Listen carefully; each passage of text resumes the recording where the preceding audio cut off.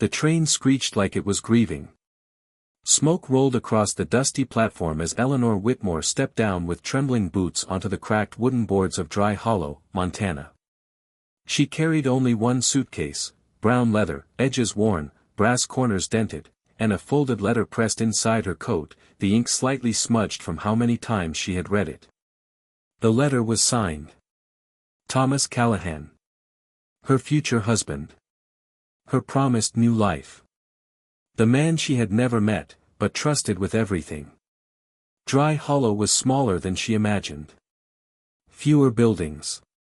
More wind. The sky stretched endlessly above the plains, like God had forgotten to draw boundaries here. She adjusted her simple cream traveling dress and stepped forward. That's when she heard the church bell. Slow. Heavy. Morning. The townsfolk weren't looking at her. They were walking past her. Toward the small white church at the end of Main Street. And they were dressed in black. A shiver ran down her spine. She approached an older woman standing near a hitching post. "Excuse me, ma'am," Eleanor asked softly. "Is something wrong?" The woman looked her up and down, city shoes, careful posture, hopeful eyes. "Honey," she said gently. "Thomas Callahan's being buried today." The world stopped. The wind disappeared. The sound of the bell became a distant echo underwater. Eleanor's fingers tightened around her suitcase handle. "No," she whispered. But the woman nodded slowly. "Horse threw him 3 days ago. Broke his neck. We're laying him to rest right now." 3 days. 3 days before she arrived. 3 days before she became a widow without ever being a bride. The letter in her pocket felt like it weighed 1,000 pounds. Eleanor didn't cry. Not yet. She walked. Past the saloon. Past the general store. Toward the church. Every step felt unreal, like she was walking inside someone else's nightmare. The doors of the church were open. Inside, a wooden coffin rested near the altar. Men with sun-scarred faces stood with hats clutched to their chests. Women dabbed their eyes with lace handkerchiefs. And there he was. Thomas Callahan. The man who had written to her about sunsets over open fields. The man who promised she would have her own horse. The man who said, "I may not be rich, Miss Whitmore, but I'll build a life sturdy enough to hold us both." He looked peaceful. Strong even in death. Broad shoulders. Calloused hands folded over his chest.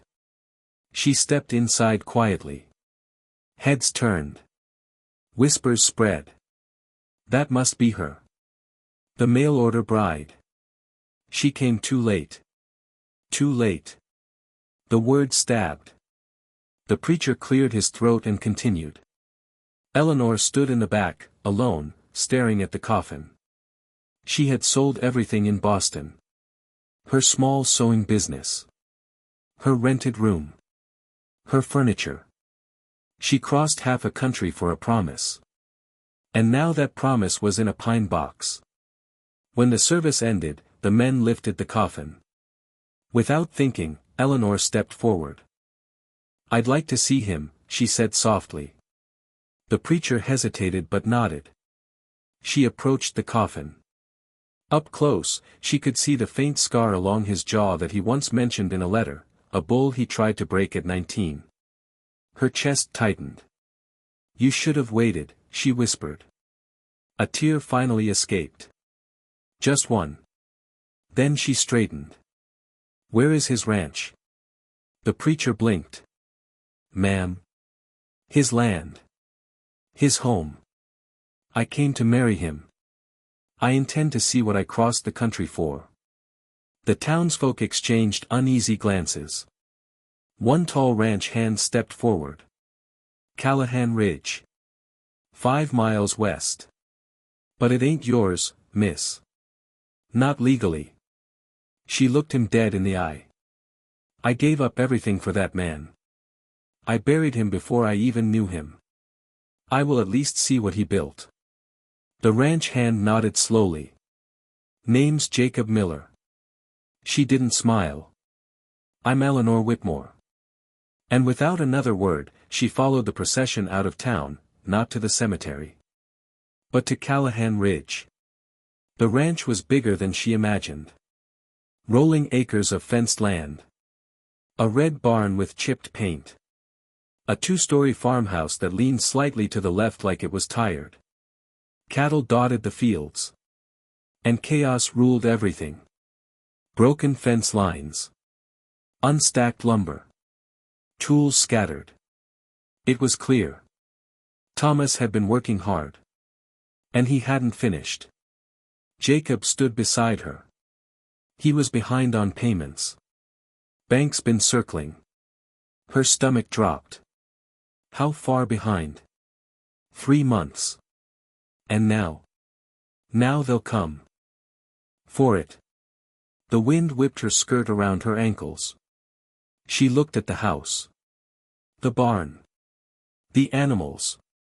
This wasn't just land. This was the future he had described to her in careful handwriting. Our land. Who works here? She asked.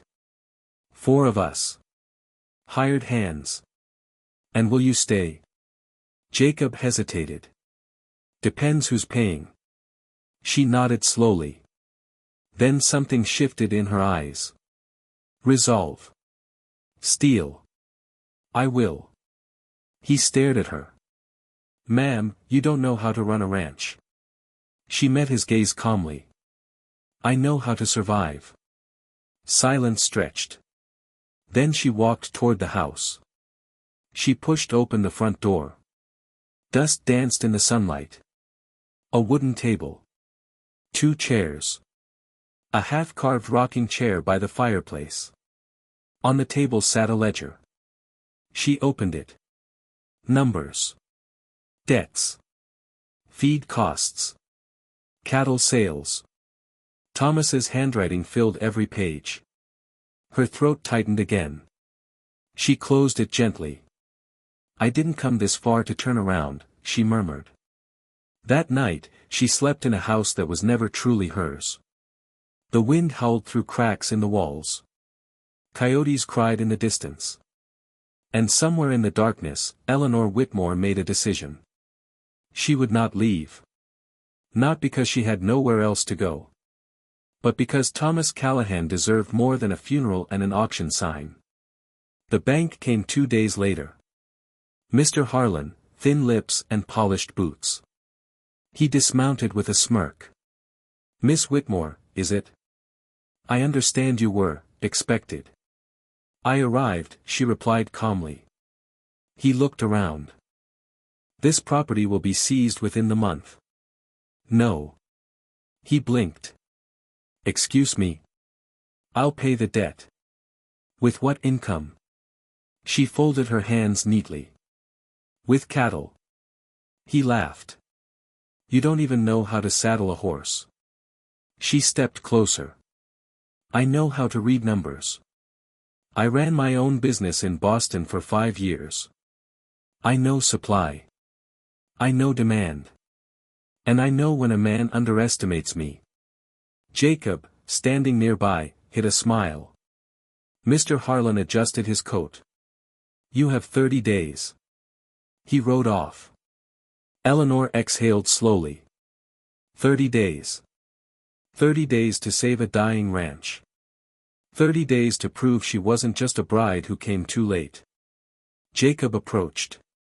You serious about this? She turned toward the barn. Teach me.